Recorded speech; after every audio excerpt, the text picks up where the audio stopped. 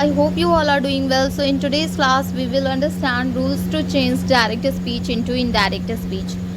Rule number 1, inverted commas are removed. Examples: direct speech sentences, he said I am busy. Indirect speech sentences, he said that he was busy. So direct sentence में जब भी हम बनाते हैं तब inverted comma का use करते हैं, okay.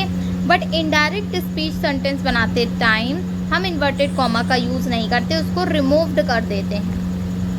And second rule number is said is changed to said that.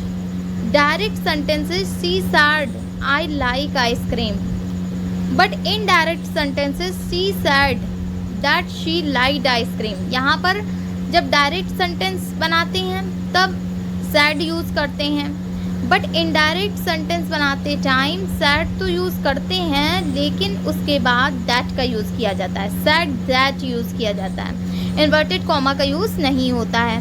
Rule number 3, pronouns are changed. Examples: direct Riya said I will call you tomorrow. Indirect sentences Riya said that she would call me the next day. Direct से indirect sentence बनाते समय हमारे pronounce change हो जाते हैं. जैसे कि यहाँ पर रिया ने कहा था आई विल कॉल यू टुमारो, कि मैं तुम्हें कॉल करूँगी कल.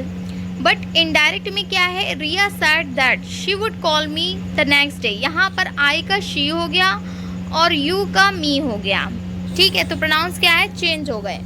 Rule number 4, tense of the verb changes. Direct sentences he said I am reading a book. Indirect sentences he said that he was reading a book. कि direct से indirect बनाते time हमारे tense भी change हो जाते हैं जब reported verb past में होती है. Tense changes when reporting verb is in past. Direct speech and indirect speech. So you can see this chart of direct speech and indirect speech. Present simple, past simple verb लगेगी was were. Present continuous am is are V I N G है, तो indirect में past continuous was were होगा plus I N G. Present perfect में has plus V3 form है, तो indirect speech में past perfect had V3 होगा. Past simple में V2 है, इनडायरेक्ट में पास्ट परफेक्ट हैड V3 होगा.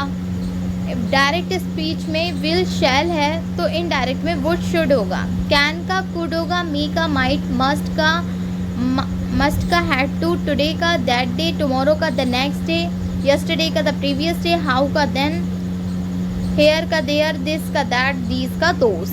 Okay, and here are some examples. You can understand it with these examples. First is direct sentences. Tom said, I am going to school. Indirect, Tom said that he was going to school. यहाँ पर क्या है कि indirect में Tom said के बाद that आया हुआ है, inverted comma यूज़ नहीं किया गया. He pronounce change हो गया है. Was going to school, यहाँ पर हमारी past form यूज़ हुई है. Direct sentences, mother said you have done a good job. Indirect, mother said that I had done a good job. Direct sentences, he said we will visit Agra tomorrow. Indirect, he said that they would visit Agra the next day. And next example is she said I was watching a movie. Indirect, she said that she had been watching a movie. Direct, the teacher said do your homework. Indirect, the teacher asked us to do our homework. Direct,